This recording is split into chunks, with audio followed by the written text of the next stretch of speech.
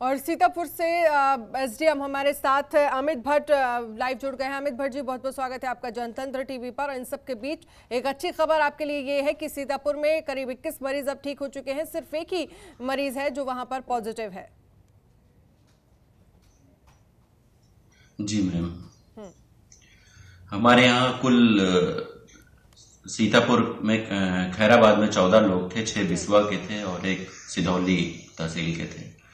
इसमें अब केवल 1 लोग बचे हैं, ये काफी अच्छी खबर है। और बाकी सब जो है उनकी 2-2 रिपोर्ट निगेटिव आ चुकी है।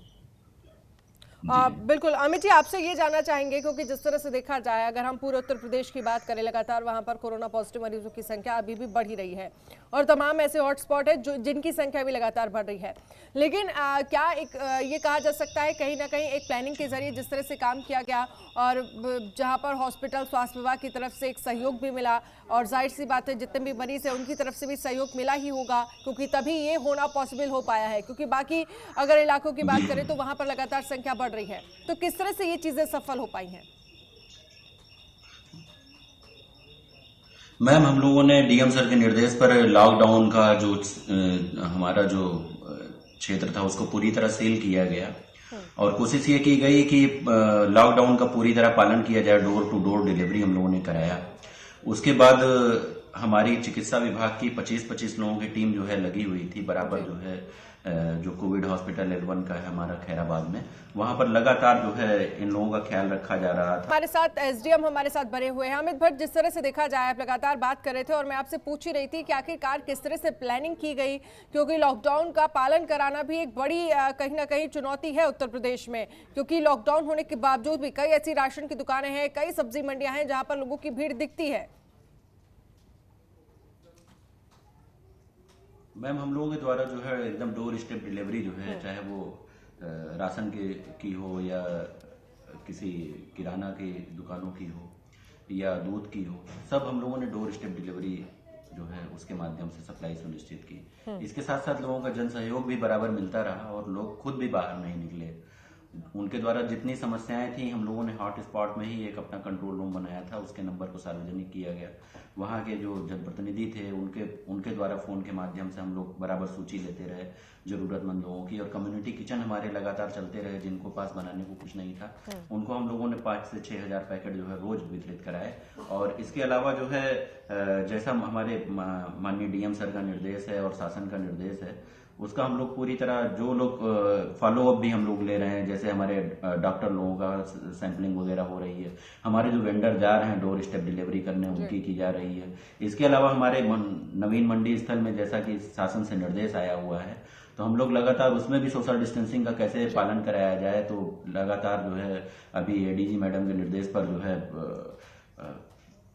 पुलिस की तैनाती की गई। ड्रोन से हम लोग निगरानी रख रहे हैं उसकी, और हम लोगों ने रात भर मंडी को खोला। 9 से 3 जो है हम लोग मंडी में भी सोशल डिस्टेंसिंग के पालन के लिए जितने लोग आते हैं उनका करते हैं। बीच में 1 घंटे का ब्रेक देते हैं और सुविधाएं लगाते हैं। उसमें हम लोग बराबर बैरिकेड करके लोगों को लाइन अप करा के तब हम लोग वितरित कराते हैं। और वन वे व्यवस्था किया हुआ है कि एक व्यक्ति अगर आ रहा है सामान लेने तो वो दोबारा उसी जगह से ना जाए, वो अलग रास्ते से ही जाए। वन वे ही व्यवस्था हमारी काफी कारगर रही है।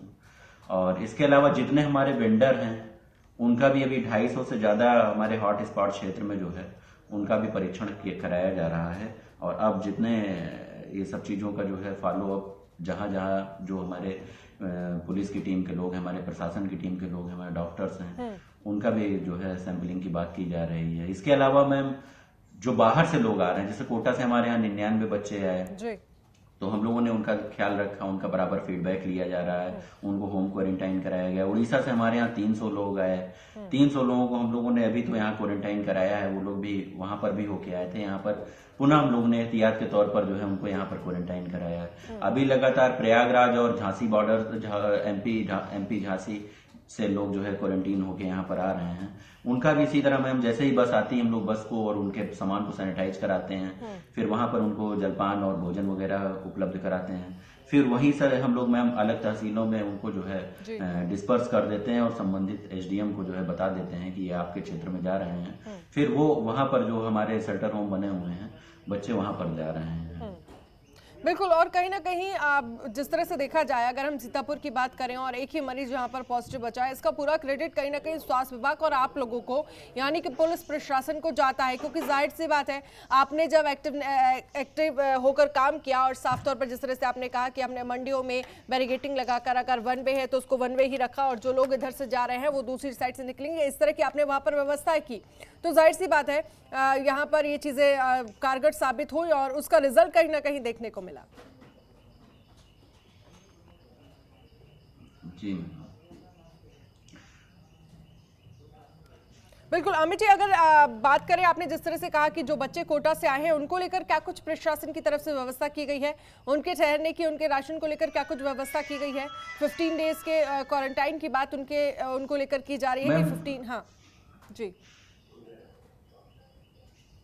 मैम, जो कोटा से बच्चे आए हुए थे उनका यहाँ पर तत्काल जो है रैपिड टेस्ट हुआ था और उन्हें होम क्वारंटाइन कराया गया। बच्चे घर पर हैं, उनका फीडबैक लिया जा रहा है और शासन से हमारे यहाँ जो प्रतिनिधि आए हुए हैं वो बराबर फीडबैक ले रहे हैं। चलिए, बहुत बहुत लगातार बच्चों से बात कर रही हैं डीएम सर। चलिए, बहुत बहुत शुक्रिया हमसे बातचीत करने के लिए।